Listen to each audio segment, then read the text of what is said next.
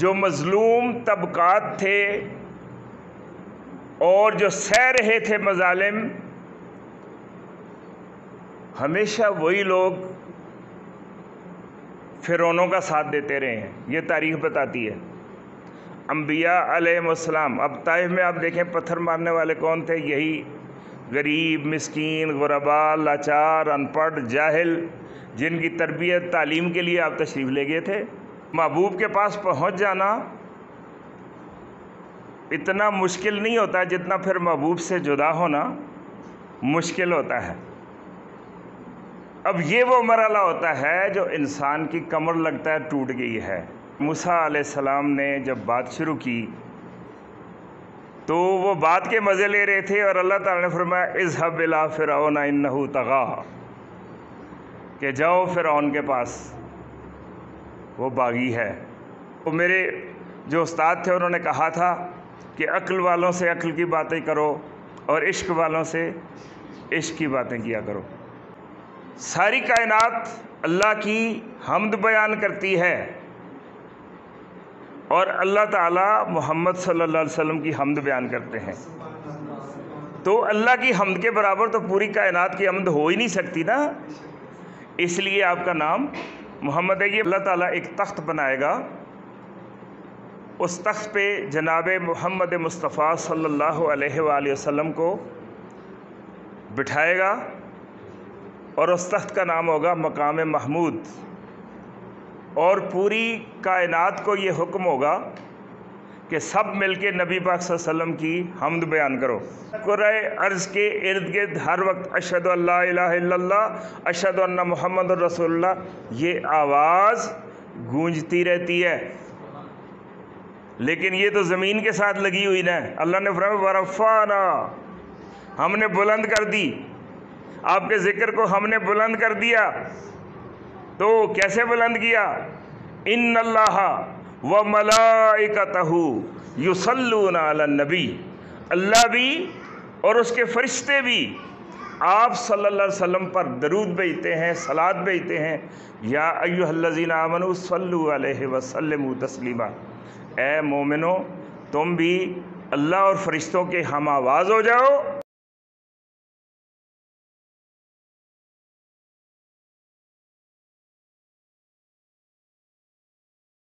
الم نشرح لک صدرک ووضعنا عنک وزرک، اور آپ سے وہ بوجھ ہٹا دیا۔ الذی انقض ظہرک، ہڈیوں سے ہڈیاں ٹکراتے ہوئے جو کڑ کڑ کی آواز آتی ہے،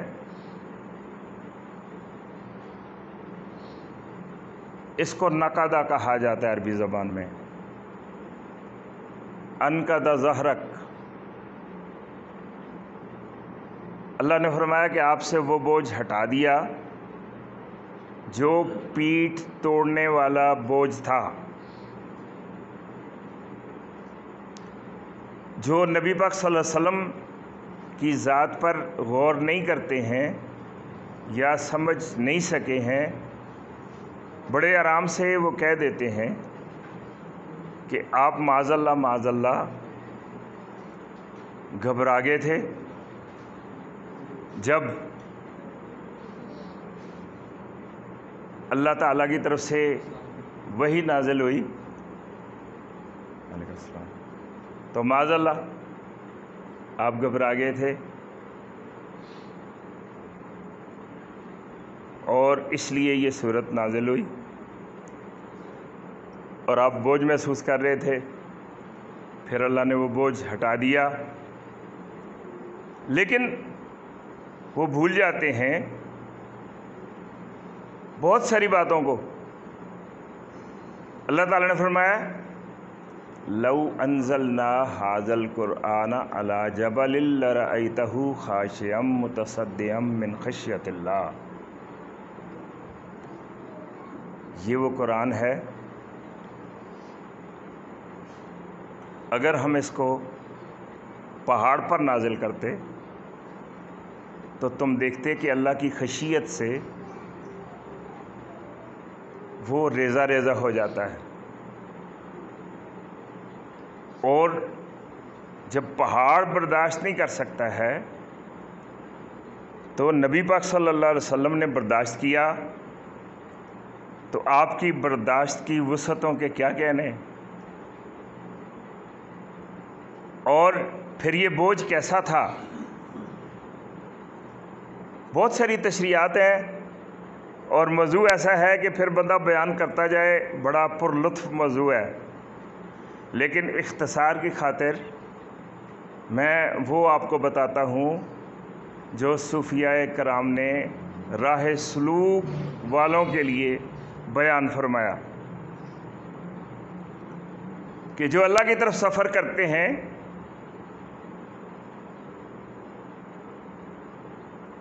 ان کے لیے 3 مرحلے بیان فرمائے۔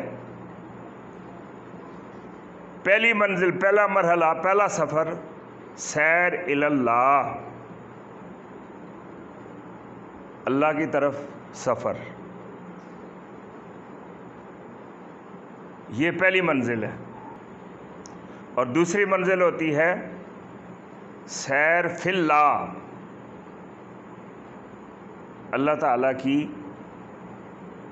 جو صفات ہوتی ہیں اور ان کا مظہر یہ ساری کائنات اور ملکوت السماوات والارض ہوتے ہیں، ان کی سیر، اس میں مجاہدے، مراقبے اور بہت کچھ آ جاتا ہے۔ اور تیسری جو منزل ہوتی ہے سیر عن اللہ الی اللہ، کہ اللہ کی طرف سے اللہ کی طرف سیر، یعنی اللہ کے پاس پہنچ گئے ہیں لیکن اللہ نے حکم دیا ہے کہ جاؤ، میں نے ڈیوٹی یہ لگا دی ہے۔ یہ مقام بڑا مشکل مقام ہوتا ہے۔ تو آپ نے موسیٰ علیہ السلام کو نہیں نوٹ کیا کہ اللہ سے جا کے طور پہ اچانک ہم کلام ہو گئے، اور اس کلام میں اتنا لطف آیا۔ آپ کو پتہ ہے کہ کسی بھی خوش گفتار ہستی سے بات شروع ہو جائے تو انسان کا جی نہیں چاہتا کہ ختم ہو۔ تو اللہ سے بڑھ کے کون ہو سکتا ہے کہ سچا بھی اور پیاری بات کرنے والا بھی۔ اور موسیٰ علیہ السلام نے جب بات شروع کی تو وہ بات کے مزے لے رہے تھے، اور اللہ تعالیٰ نے فرمایا اذهب إلى فرعون إنه طغى، کہ جاؤ فرعون کے پاس، وہ باغی ہے۔ تو وہ جو شاعر نے کہا نا کہ طیبہ میں جانے کا بڑا مزہ ہے، لیکن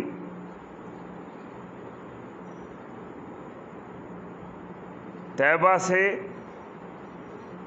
واپسی کسی عاشق سے پوچھئے، ایسے لگا کہ روح بدن سے نکل گئی۔ کہ محبوب کے پاس پہنچ جانا اتنا مشکل نہیں ہوتا جتنا پھر محبوب سے جدا ہونا مشکل ہوتا ہے۔ اب یہ وہ مرحلہ ہوتا ہے جو انسان کی کمر لگتا ہے ٹوٹ گئی ہے، تو اللہ تبارک و تعالی نے ارشاد فرمایا کہ وہ بوجھ، اب یہاں اللہ تعالیٰ نے، آپ کو پتہ ہے پہلی وحی میں اللہ تعالیٰ نے اقرا، اس میں اللہ تعالیٰ نے نشاندہی فرمائی، اور دوسری میں وہ حکم آ گیا سورہ مدثر کی جو آیات ہیں، قم فانذر، کہ کھڑے ہو جائیں اور لوگوں کو ڈرائیں۔ اب یہ ڈیوٹی لگ گئی۔ نبی پاک صلی اللہ علیہ وسلم اس یاد میں محو تھے جو اللہ سے ملاقات کے دوران کیفیت تھی، اس کیفیت کا مزہ جو ہے ابھی اسی میں آپ موجود تھے کہ یہ ڈیوٹی لگ گئی۔ اور یہ ایک بات ہے۔ دوسری بات کہ ڈیوٹی تمام انبیاء کی ایسے لوگوں کی طرف لگی کہ اللہ تعالیٰ خود اس کو بیان فرماتے ہیں، یا حسرتن علی العباد ما یاتیہم من رسول الا کانوا بہ یستہزئون، افسوس ہے ان بندوں پر کہ کوئی بھی نبی ایسا نہیں آیا جس کے ساتھ انہوں نے مذاق نہ کیا ہو، استہزاء نہ کیا ہو۔ اب کن بندوں نے؟ انہی بندوں نے جن کو انسانوں کی قید سے نکالنا چاہتے تھے۔ انبیاء علیہ السلام اس لیے آئے کہ انسانوں کو انسانوں کی قید سے نکالیں اور اللہ تبارک و تعالیٰ کی بندگی میں ڈال دیں۔ لیکن جو ذلیل کیے جا رہے تھے، جو مظلوم طبقات تھے اور جو سہ رہے تھے مظالم، ہمیشہ وہی لوگ فرعونوں کا ساتھ دیتے رہے ہیں، یہ تاریخ بتاتی ہے۔ انبیاء علیہ السلام، اب طائف میں آپ دیکھیں پتھر مارنے والے کون تھے؟ یہی غریب، مسکین، غرباء، لاچار، ان پڑھ، جاہل، جن کی تربیت تعلیم کے لیے آپ تشریف لے گئے تھے، اور جن کے اوپر مظالم ہو رہے تھے ان کو مظالم سے نکالنے کا قانون آپ لے کے تشریف لائے تھے۔ لیکن انہی لوگوں نے وقت کے فرعونوں کے کہنے پر، طائف کے بڑوں کے کہنے پر کیا طریقہ اختیار کیا؟ پتھراؤ شروع کر دیا، آپ کو زخمی کیا۔ اور یہی لوگ تھے، اسی طرح کے لوگ تھے کہ جنہوں نے معاذ اللہ انسان کو ہزار دفعہ سوچتا ہے کہ face is the index of mind, چہرہ دیکھنے سے ہی ہستی کا پتہ چل جاتا ہے شخصیت کیسی ہے۔ تو آپ صلی اللہ علیہ وآلہ وسلم کے جو حاسدین تھے، بدقسمت جہنمی لوگ، انہوں نے نام رکھے، اور نام کا ہوکا دینے والے کون لوگ تھے؟ یہی لوگ کہ مکہ کے راستوں پہ بیٹھ جاتے تھے اور لوگوں کو یہ بتاتے تھے کہ تم آ تو رہے ہو مکہ میں، لیکن تم نے خیال رکھنا ہے یہاں ایک صاحب آئے ہیں، خبر نہیں شاعر ہیں، خبر نہیں مجنون ہیں، خبر نہیں ساحر ہیں، جادوگر ہیں۔ وہ اتنی زیادہ تکرار کے ساتھ ان کو بتلاتے تھے اور اتنا مروب کرتے تھے کہ اللہ تعالیٰ کے فضل سے ان کے اندر اشتیاق پیدا ہو جاتا تھا کہ آخر ایسی بڑی ہستی ہے کہ ہر بندہ ہی ہمیں یہی بتا رہا ہے، تو کیوں نہ مل لیں ان سے ہم، اب موقع بھی ہے۔ تو ہم آئے بھی ہوئے ہیں، تو ادھر ایک ایسی ہستی پائی جاتی ہے، تو نہ ملنا تو پھر اپنے ساتھ نا انصافی ہوگی۔ تو اللہ تعالیٰ نے یہ اشاعت کا خفیہ اہتمام فرمایا کہ آج بھی دنیا جانتی ہے کہ آپ کو شہرت دینے میں سب سے بڑا کردار آپ کے دشمنوں کا ہوتا ہے،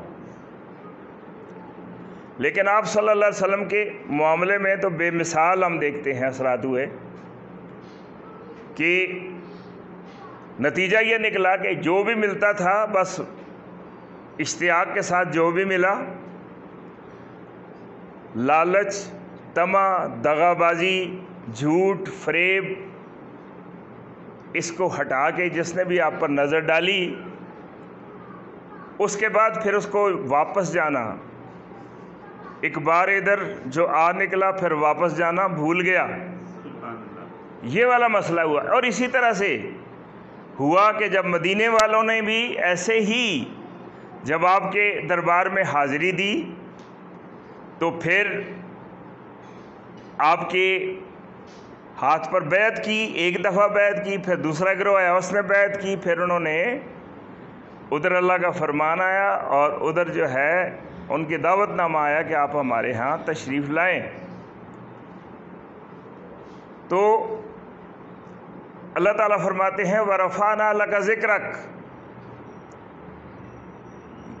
ہم نے آپ کے ذکر کو بلند فرمایا، دشمن اور حاسد آپ کو چاہے جس نام سے پکارتے رہیں، لیکن ہم نے آپ کی خاطر آپ کے ذکر کو بلند فرما دیا۔ وَرَفَعْنَا لَكَ ذِكْرَكَ، تو ہم آواز کو بلند کرنے کے لیے لاؤڈ سپیکر، ڈیجیٹل آلات استعمال کرتے ہیں، لیکن کوئی ڈیجیٹل آلہ، کوئی لاؤڈ سپیکر اتنی اچھی تشہیر نہیں کر سکتا جتنے اللہ تبارک و تعالیٰ کرتے ہیں۔ آپ نے یہ تو سنا ہوگا نا کہ جب اللہ کا گھر تیار ہو گیا تو سیدنا حضرت ابراہیم خلیل اللہ علیہ السلام کو کیا حکم ہوا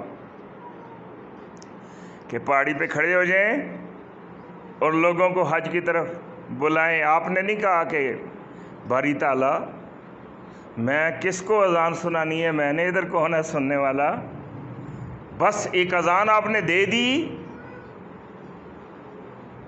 حج کے لیے بلاوا، بلاوے کی اذان، اور اس کا نتیجہ یہ کہ آج کون ہے کہ جس کو نہیں پتا کہ ہم نے حج کے لیے جانا ہے۔ حالانکہ یہ خالہ جی کا گھر نہیں ہے اور کسی دور میں بھی نہیں تھا، یہ ایک پکنک پوائنٹ نہیں ہے۔ یہ سالار صاحب بتائیں گے آپ کو، اور بھی اللہ تعالیٰ نے جن کو حج کی نعمت سے نوازا ہے وہ آپ کو بتائیں گے کہ یہ ایک ایڈونچر تو ہو سکتا ہے، پکنک نہیں ہو سکتی، اس لیے کہ بڑی مشقتیں اس میں آتی ہیں۔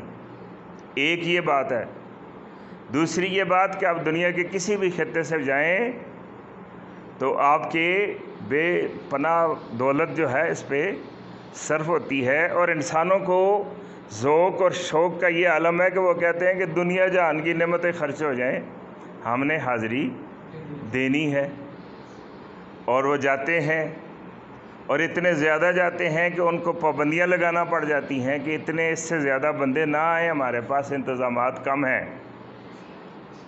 ان سب وجوہات کے باوجود، ان مجبوریوں کے باوجود، ان مشکلات کے باوجود پابندی کیوں لگتی ہے کہ ہمارے پاس انتظامات نہیں ہے، مہمان زیادہ نہیں ہونے چاہیے۔ تو آپ سمجھیں، اور بیچ میں اگر آپ فاصلہ دیکھیں تو 5000 سال کے درمیان، 4 اور 5000 سال کے درمیان فاصلہ ہے۔ تو ایسی اذان گونجی کہ کوئی ایسا بشر نہیں ہے کہ جس کی قسمت روٹھی نہ ہو اور اس کو اس اذان کی آواز نہ آئی ہو، اور وہ ہر دور کے انسانوں کو پہنچتی رہی اور آج بھی پہنچ رہی ہے۔ تو میں یہ عرض کر رہا تھا کہ جب اللہ تعالیٰ اعلان کرتے ہیں تو پوری دنیا میں پہنچ جاتا ہے، ان کو پہنچانا آتا ہے باری تعالیٰ کو۔ وَرَفَعْنَا لَكَ ذِكْرَكَ، ہم نے آپ کے ذکر کو بلند کر دیا۔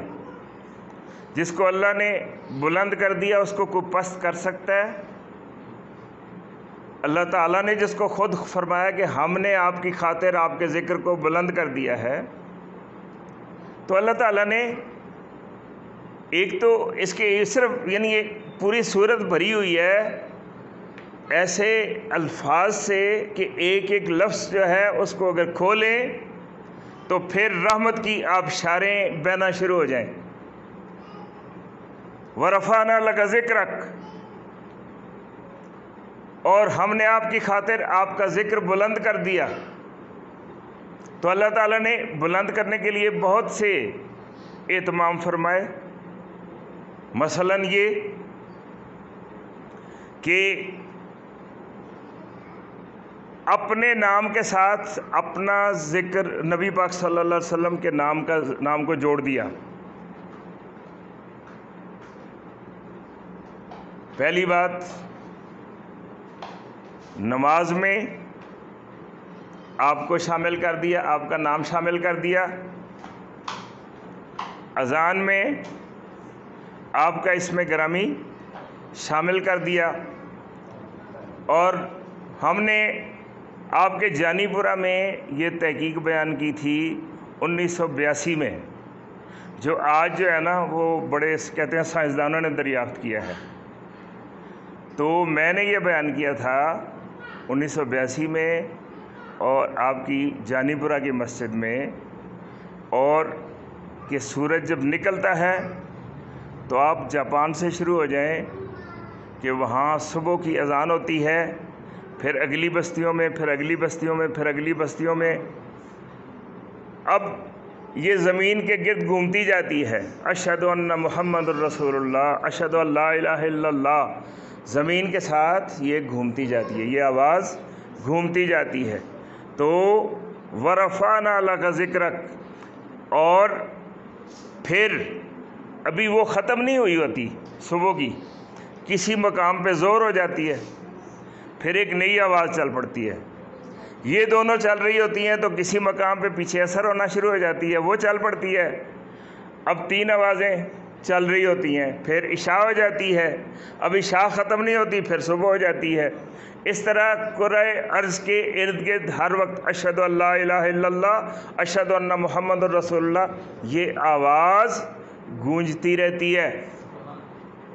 لیکن یہ تو زمین کے ساتھ لگی ہوئی نا، اللہ نے فرمایا ورفعنا، ہم نے بلند کر دی آپ کے ذکر کو، ہم نے بلند کر دیا۔ تو کیسے بلند کیا؟ ان اللہ وملائکتہ یصلون علی النبی، اللہ بھی اور اس کے فرشتے بھی آپ صلی اللہ علیہ وسلم پر درود بھیجتے ہیں، صلوات بھیجتے ہیں۔ یا ایھا الذین آمنوا صلوا علیہ وسلموا تسلیما، اے مومنو تم بھی اللہ اور فرشتوں کے ہم آواز ہو جاؤ، اور تم بھی پڑھا کرو، نہ صرف درود پڑھا کرو بلکہ ساتھ سلام بھی پڑھا کرو۔ ورفعنا لک ذکرک، ہم نے آپ کے ذکر کو بلند کیا۔ ذکر اصل میں کہتے ہیں، نام کو نہیں کہتے، ذکر یاد کرنے کو کہتے ہیں۔ ذکر جو ہے وہ سیرت کا تذکرہ کرنے کو کہتے ہیں، اور یہ سارا عمل جو ہے یہ ہر وقت جاری و ساری رہتا ہے، اور الحمدللہ کوئی سوچ رہا ہوتا ہے، کوئی لکھ رہا ہوتا ہے، کوئی پڑھ رہا ہوتا ہے، کوئی بیان کر رہا ہوتا ہے، کوئی نعت پڑھ رہا ہوتا ہے، کوئی سن رہا ہوتا ہے۔ تو ان گنت ہمیں مظاہر نظر آتے ہیں کہ اللہ تعالیٰ نے نبی پاک صلی اللہ علیہ وسلم کے ذکر کو کیسے بلند کیا۔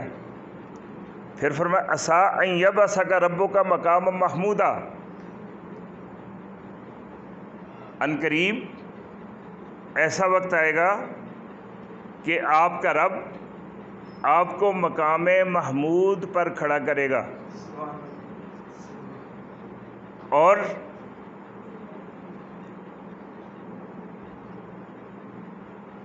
آپ تفاسیر پڑھیں تو آپ کو اس کی تفصیل ایسے ملتی ہے کہ اللہ تعالیٰ ایک تخت بنائے گا، اس تخت پہ جناب محمد مصطفیٰ صلی اللہ علیہ وآلہ وسلم کو بٹھائے گا، اور اس تخت کا نام ہوگا مقام محمود، اور پوری کائنات کو یہ حکم ہوگا کہ سب مل کے نبی پاک صلی اللہ علیہ وسلم کی حمد بیان کرو۔ اب یہ جو میں نے بیان کیا ایک محفل میں، تو ایک صاحب جو ہیں وہ انہوں نے سوال یہ کیا تھا کہ حمد جو ہے وہ تو اللہ تعالیٰ کی ہوتی ہے، تو میں نے ان سے یہ عرض کیا کہ پہلے حمد اور مدح یہ 2 لفظ ہیں، اور تینوں میں ہا میم دال 3 ہی لفظ ہیں، 3 ہی حروف ہیں، 3 لیٹرز، لیکن ان میں فرق کیا ہے یہ آپ کو انشاءاللہ آئندہ بیان کریں گے۔ عرض یہ کرنا ہے، ان کو جو جواب میں نے دیا وہ یہ تھا کہ آپ کی بات مانوں یا میں اپنے اللہ کی بات مانوں کہ میرے اللہ نے جب کائنات بھی ابھی نہیں بنی تھی تو قلم کو حکم دیا کہ لکھ۔ مولا کیا لکھوں؟ فرمایا ما کان و ما یکون، جو کچھ ہوا، جو ہو رہا ہے، جو ہوگا، سب کچھ لکھ دے۔ تو اس دن سے قرآن پاک بھی لوح محفوظ میں محفوظ ہو گیا، کتاب مکنون میں موجود ہے، اور اس میں 47 نمبر جو صورت ہے اس وقت سے ہی اس کا نام ہے محمد، سورہ محمد۔ کیا نام ہے؟ اور محمد نکلا ہی حمد سے ہے، اور محمد کا مطلب وہ ہستی کہ جس کی سب سے زیادہ تعریف کی جائے، حمد کی جائے۔ حمد، تعریف نہیں، حمد، محمد سے، حمد سے نکلا ہے۔ تو میں نے کہا کہ آپ کا نقطہ بجا ہے کہ اللہ کی تعریف کو بھی حمد کہتے ہیں، لیکن محمد مصطفیٰ صلی اللہ علیہ وسلم کا نام احمد، حامد، محمود اور محمد، یہ سارے نام کس نے رکھے؟ یہ اللہ تعالیٰ نے رکھے۔ اور عیسیٰ علیہ السلام نے کیا کہا؟ میرے بعد نبی آ رہے ہیں جن کا نام احمد ہوگا۔ یہ بھی یہ سپرلیٹو ڈگری ہے، بہت زیادہ تعریف والا، بہت زیادہ حمد والا۔ تو اب آپ یہاں سے سمجھیں کہ نبی پاک صلی اللہ علیہ وسلم کی تعریف کو، آپ کے ذکر کو اللہ تبارک و تعالی نے بلند کیا۔ اب یہ چیز کہ جب یہ کہا جاتا ہے کہ آپ کا نام، یہ اس پہ بھی ایک سوال ہوا تھا تو میں تھوڑا سا بیان کر دوں کہ سوال یہ ہوا تھا، ایک صاحب نے کیا تھا کہ سب سے زیادہ تعریف کا مستحق الحمدللہ، تمام حمد اللہ تعالیٰ کے لیے ہے، لیکن نام آپ کا محمد ہے، نبی پاک صلی اللہ علیہ وسلم کا نام محمد ہے۔ اس کی کیا وجہ ہے کہ حمد سب سے زیادہ سزاوار کون ہے؟ اللہ تعالیٰ، اور نام کس کا؟ محمد ہے، نبی پاک صلی اللہ علیہ وسلم کا۔ تو اس کی وجہ کیا ہے؟ تو میں نے عرض کیا اس وجہ سے کہ ساری کائنات اللہ کی حمد بیان کرتی ہے،